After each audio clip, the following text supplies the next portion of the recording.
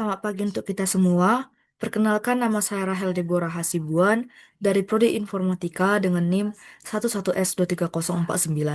Jadi pada video kali ini saya ingin menjelaskan mengenai laporan praktikum saya di mata kuliah Certan praktikum yang ketiga.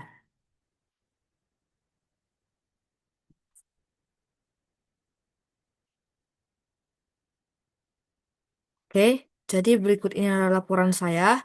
Jadi untuk em, judul praktikumnya itu adalah Uniform Search, di mana untuk tujuan praktikumnya itu adalah mahasiswa mampu mempresentasikan masalah graf dalam struktur data Python. Lalu mampu mengimplementasikan algoritma BFS dari awal dan mampu mengimplementasikan algoritma DFS dari awal juga. Dan terakhir, menganalisis dan membandingkan hasil dari kedua algoritma. Nah, untuk tugas pertama, kami disuruh untuk membuat representasi graf yang diambil dari example di PDF. Nah, jadi kami diminta untuk lengkapi kode di bawah ini untuk mempresentasikan graf yang ditunjukkan di atas. Ini soalnya dari PDF. Nah, berikut ini adalah kodenya. Kodenya ini sudah dibagikan Kian. Nah, untuk tampilan di VS Code-nya itu seperti ini. Ini yang pertama sekali. Nah, jadi kami diminta untuk merenovasi kode ini. Lalu,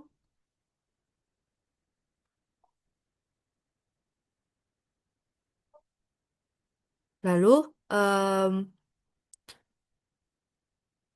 setelah direnovasi hasilnya seperti ini. Jadi pada gambar direpresentasikan menggunakan agency list berbobot, yaitu struktur data berbasis dictionary di mana setiap simpul atau node menjadi kunci, sedangkan nilainya berupa daftar pasangan atau tetangga bobot. Ia menunjukkan simpul mana saja yang terhubung serta jarak atau biaya dari simpul tersebut. Misalnya simpul S terhubung ke A dengan bobot 3, lalu ke B dengan bobot 8, dan ke C dengan bobot 2. Representasi ini memudahkan kita untuk mengetahui secara langsung hubungan antar simpul beserta bobotnya tanpa harus menelusuri seluruh graf, sehingga lebih efisien digunakan dalam algoritma pencarian jalur terpendek seperti eh, Distra maupun algoritma lain yang bekerja dengan graf berbobot. Nah, selanjutnya untuk tugas 2 kami diminta untuk mengimplementasikan fungsi BFS. Jadi, lengkapi BFS di bawah ini. Fungsi ini harus mengembalikan dua hal, yaitu urutan node yang dikunjungi, lalu jalur dari start node ke goal node. Gunakan collection.the_queue untuk mengimplementasikan queue yang efisien. Nah, berikut ini kode soalnya. Lalu setelah direnovasi menjadi seperti ini. Nah, fungsi DFS atau Breadth First Search di atas bekerja dengan cara menelusuri graf secara bertahap per level menggunakan queue dari collection.the_queue. Node awal dimasukkan ke dalam queue bersama jalur yang sudah ditempuh. Lalu setiap iterasi node diambil dari depan queue untuk dicek apakah sudah mencapai tujuan. Jika belum, semua tetangga yang belum pernah dikunjungi ditambahkan ke queue dengan jalur barunya. Proses ini terus berulang sampai node tujuan ditemukan atau queue kosong. Hasil akhirnya adalah dua hal. Urutan node yang dikunjungi selama eksplorasi atau fixed order, dan jalur lengkap dari node awal ke tujuan atau path jika ada, atau non jika tidak ditemukan. Nah, untuk menjalankan kode programnya ini sudah dikasih Kian.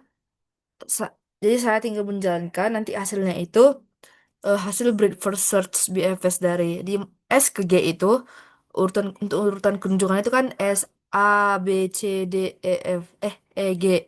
Lalu jalur yang ditemukan itu S ke B lalu ke G.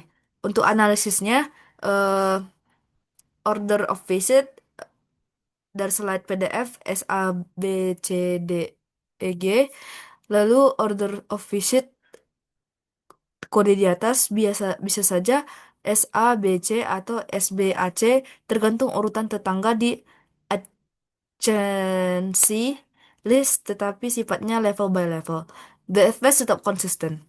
Lalu untuk jalurnya, fungsi BFS menemukan jalur yaitu SBG yang memang merupakan salah satu jalur terpendek, hanya 2 edge. Dengan demikian, meskipun urutan kunjungan antar tetangga bisa sedikit berbeda, hasil BFS tetap benar karena ia menjamin pencarian jalur terpendek dalam jumlah langkah.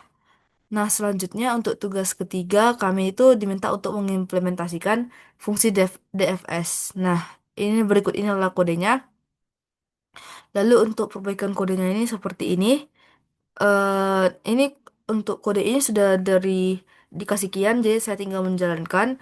Untuk analisisnya itu order of visitnya itu SADFG, lalu order of visit melalui kode itu SADFG sama persis karena DFS selalu menggali jalur terdalam terlebih dahulu. Lalu untuk petnya itu S ke A ke D ke F ke G ini bukan jalur terpendek karena membutuhkan 4 langkah. Berbeda dengan BFS yang menemukan jalur terpendek yaitu S ke B ke G dengan 2 langkah. Hal ini menegaskan sifat DFS cepat menemukan sebuah solusi dengan menjelajah sedalam mungkin, tetapi tidak selalu optimal dalam jumlah langkah. Lalu di sini ada latihan juga untuk studi kasus peta. Jadi gunakan fungsi BFS dan DFS yang telah Anda buat untuk menyelesaikan masalah pada map example. Ini saya ambil dari gambarnya dari PDF. Terus ini sudah bawaan dari kodenya. Lalu ini yang saya buat kode BFS dan DFS-nya. Nah, untuk penjelasannya itu, kode di atas berisikan implementasi algoritma BFS dan DFS pada graf. Pada BFS, pencarian menggunakan antrian atau queue, sehingga jalur yang dieksplorasi adalah yang paling awal dimasukkan atau FIFO. Prosesnya dimulai dari simpul awal, lalu menjelajahi semua tetangganya terdekat sebelum berpindah ke tingkat berikutnya, sehingga BFS selalu menemukan jalur terpendek. Sementara itu, DFS menggunakan tumpukan atau stack sehingga jalur yang dieksplorasi adalah yang terakhir dimasukkan atau LIFO. Prosesnya menelusuri jalur mendalam mungkin lebih dahulu sebelum kembali ke simpul sebelumnya, sehingga jalur yang ditemukan tidak selalu yang terpendek. Kedua algoritma sama-sama menyimpan urutan simpul dan dikunjungi dalam visited, serta jalur yang ditemukan dalam pet dengan perbedaan utama pada struktur data yang dipakai yaitu BFS dengan queue dan DFS dengan stack. Nah, lalu jalankan pencariannya.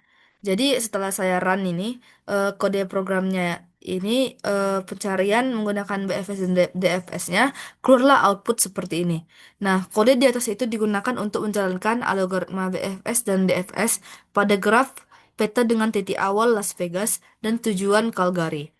Pertama, program memanggil fungsi BFS untuk mencari jalur terpendek berdasarkan jumlah simpul yang dilalui.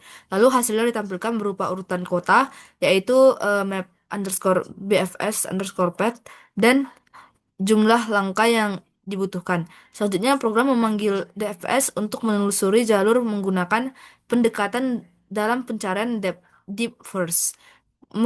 Kemudian hasil juga ditampilkan berupa jalur kota dan jumlah langkah yang ditempuh. Dengan cara ini, pengguna dapat langsung membandingkan perbedaan jalur yang ditemukan oleh BFS dan DFS. Nah, untuk analisis dan kesimpulan latihan, jadi hasil jalur BFS itu BFS menemukan jalur Las Vegas ke Salt Lake City, lalu ke Helena, lalu ke Calgary. Jumlah langkah yang dibutuhkan ada 3 sehingga jalur ini merupakan jalur terpendek dalam graf, dihitung dari jumlah kota yang dilewati. Lalu BFS bekerja dengan cara menjelajahi level per level sehingga solusi yang diperoleh adalah solusi yang optimal. Lalu untuk jalur DFS menemukan jalur Las Vegas ke Los Angeles, lalu ke San Francisco, lalu ke Portland, lalu ke Seattle, lalu ke Calgary. Jumlah langkah yang dibutuhkan adalah 5, lebih panjang daripada BFS. DFS menemukan eksplorasi secara langsung, secara mendalam terlebih dahulu sehingga jalur yang diperoleh bukan jalur yang terpendek. Lalu untuk perbandingan BFS dan DFS, BFS lebih efektif jika tujuan pencarian adalah menemukan jalur terpendek pada graf yang tak berbobot. DFS lebih hemat memori dan dapat menemukan solusi lebih cepat pada kasus tertentu, tetapi tidak menjamin jalur optimal. Lalu urutan tetangga pada graf mempengaruhi jalur yang ditemukan oleh DFS, sementara BFS tetap akan menghasilkan jalur terpendek selama semua edge memiliki bobot yang sama. Sebentar.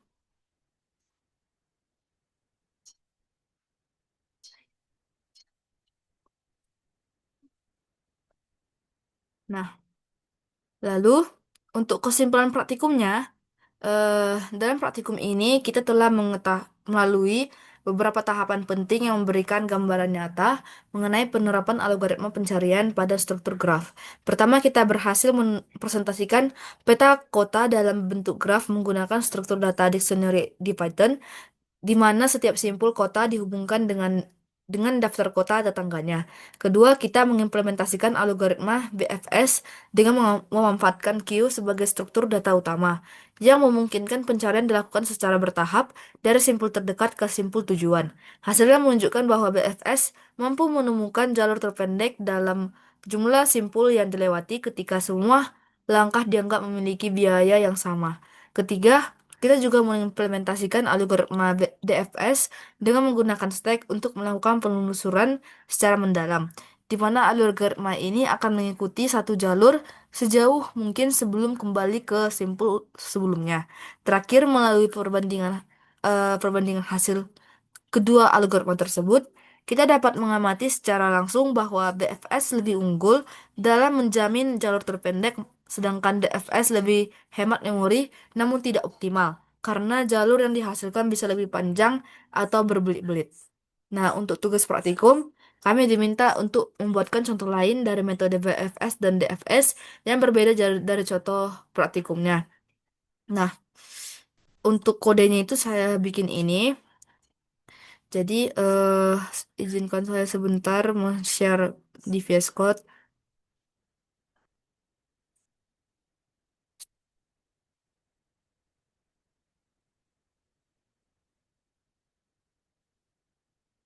Nah, berikut ini adalah kodenya. Bentar, saya perkecil dulu.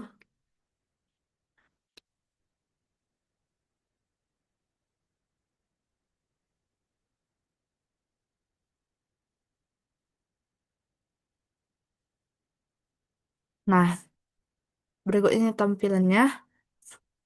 Nah, untuk penjelasan kodenya itu, eh jadi kan, eh ini kan tujuan dari kode ini kan adalah untuk mengimplementasikan dua metode pencarian pada jalur graf itu, yaitu BFS dan DFS. Kemudian membandingkan jalur yang ditemukan dengan memanfaatkan graf kota fiktif. Program ini memperlihatkan bahwa BFS selalu menemukan jalur terpendek pada setiap langkah memiliki bobot yang sama, sedangkan DFS cenderung menjelajahi jalur secara mendalam terlebih dahulu, sehingga hasil jalurnya bisa berbeda dan tidak selalu optimal. Jadi untuk fungsi BFS yang pertama itu menggunakan queue atau the queue untuk menyimpan jalur, lalu simpulnya itu kan dimulai dari A, dan algoritma mengambil jalur depan dari antrian lalu memeriksa simpul terakhir. Jika simpul tersebut tujuan G, maka pencarian dihentikan dan jalur dikembalikan. Jika belum, maka semua tetangga yang belum pernah dikunjungi dimasukkan ke dalam antrian untuk dieksplorasi berikutnya. Karena menjelajah level dan demi level BFS selalu menemukan jalur terpendek dalam hal jumlah simpul. Lalu di sini tuh untuk fungsi DFS itu menggunakan stack atau list dengan operasi pop untuk menyimpan jalur. Lalu dimulai dari simpul awal yaitu A, algoritma mengambil jalur paling atas dari tumpukan, lalu memeriksa simpul terakhir. Jika simpul tersebut adalah tujuan G, maka pencarian itu berhenti. Jika belum, maka tetangga yang belum dikunjungi ditambahkan ke tumpukan atau dibalikkan urutannya agar persisten. Karena menelusuri jalan jalur terdalam terlebih dahulu, DFS itu bisa saja menemukan jalur yang lebih panjang dibandingkan BFS.